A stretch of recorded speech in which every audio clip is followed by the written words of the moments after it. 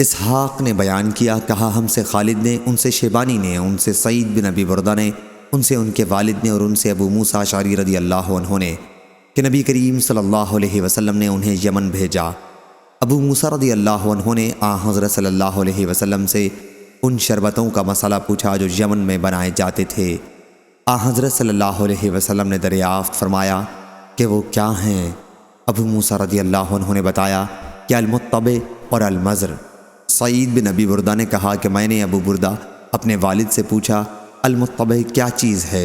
उन्होंने बताया कि शहद से तैयार की हुई शराब और अल-मज़र जो से तैयार की हुई शराब।